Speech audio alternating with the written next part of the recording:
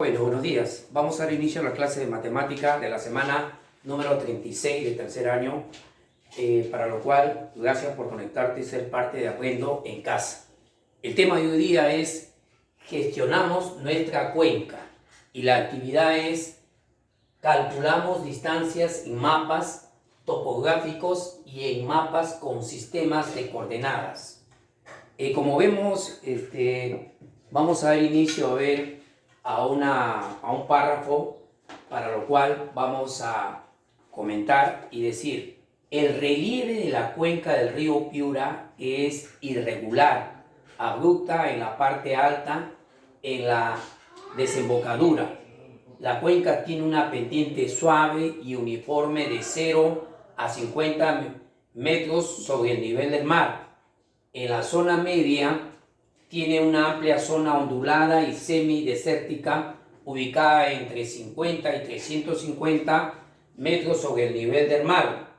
En este caso, el Perú recibe los mayores impactos de fenómenos del Niño, en este caso el FEN. Debido a su situación geográfica, este fenómeno puede multiplicar por 10 y hasta por 50 veces el total de lluvias en el norte del Perú, produciéndose inundaciones en la parte baja de la cuenca. Y la pregunta es: ¿cómo podemos conocer más sobre el relieve del río Cuenca del río Piura? La cuenca del río Piura. Aquí vemos la importancia de los mapas topográficos, ya que permiten describir el relieve de una superficie terrestre. Antes de resolver algunas situaciones, vamos a pasar a lo que cosa es un mapa topográfico. Un mapa topográfico es la representación de dos dimensiones en un plano y a escala de una zona, digamos, de la superficie terrestre.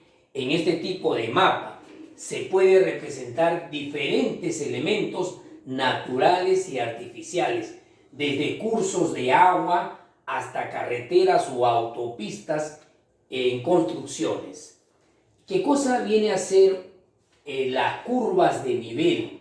Las curvas de nivel es una línea imaginaria y continua que une a dos puntos en un terreno que tiene la misma altura. Por lo tanto, una curva de nivel estaría definida por la intersección de un plano horizontal con la superficie de una zona imaginaria en este plano horizontal, en este caso cortando el cerro en tajadas horizontales del mismo grosor a diferentes alturas. Y la cota de esa curva de nivel en metros sobre el nivel del mar. Como vemos aquí, acá hay una imagen que vamos a ver, son cortes, como dice, ¿no? Son tajadas. Esa curva intercalada muestra, digamos, una curva maestra, una curva que es de 1450 y también tiene varias tajadas. En este caso me está indicando que la equidistante es de 10 metros, o sea, equidista de 10 metros cada uno. Quiere decir que acá viene a ser 1460, 1470, 1480 y 1490, y luego sigue 15.000. O sea que es una equidistancia de 10 metros. Como vemos, vamos a ver acá la parte donde dice distancia horizontal y distancia y recorrido. Esto, lo que yo quiero que ustedes observen, esta definición debe ser bien conocido, bien estudiado, porque vamos a ver acá yo veo, esto es horizontal y veo un punto A, veo un punto B. Acá veo las tajadas, que ustedes ya saben, esta es una escala, es un nivel de curva de 0 a 10, 20, 10, 30, 40 y 45, que viene a ser la mitad. No está completo, en este caso lo estamos agarrando por la parte media. La distancia horizontal es AB. ¿A qué se llama distancia horizontal? la distancia horizontal se mide directamente sobre el mapa y se convierte de acuerdo con la escala del mapa. O sea, acá hay que tener una escala para poder resolver. Acá el segundo, la situación número 2 me da una escala. Entonces, esa distancia que vemos horizontal de A a B. Otro es la distancia. La distancia. ¿A qué se llama distancia? Distancia es la medida del segmento que une dos puntos ubicados a diferentes alturas. Una altura aquí y otra altura en este caso de aquí. ¿Ya? Y se calcula conociendo la distancia horizontal y la diferencia del nivel entre los dos puntos. La diferencia de nivel entre los dos puntos. ¿Y a qué se llama recorrido? En este caso, recorrido, por ejemplo, es la longitud de la trayectoria, o sea, cómo se va midiendo para ir sobre el terreno de un punto a otro.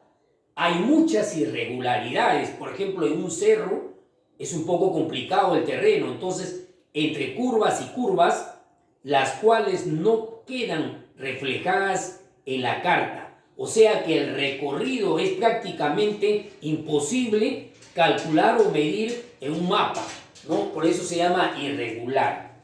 Como vemos aquí, vemos toda esta escala y vamos a contestar la situación número 1. Dice, de acuerdo al mapa topográfico determina cuál corresponde a un cerro.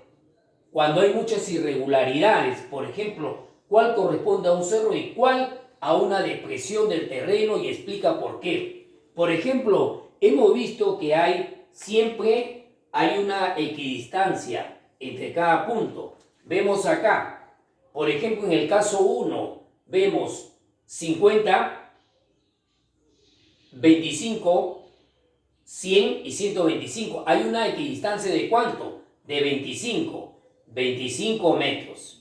O sea, la equidistancia es de 25 metros y por lo tanto, y acá, miren, por ejemplo, acá, en este caso, miren, acá hay 50, 75 y vuelve a repetir 50 y vuelve a repetir 50. Acá hay una depresión del terreno. Acá hay una depresión del terreno, o sea que aumenta y luego disminuye. Entonces, esto es una depresión del terreno, en este caso del terreno, ¿ya? Entonces, no tiene una escala o no tiene una curva de nivel proporcional, o sea, como sí. Esto sí corresponde a un cerro, ¿ya? En este caso le podemos calcular esto sí, 25 metros corresponde a un cerro. Caso 1 corresponde a un cerro.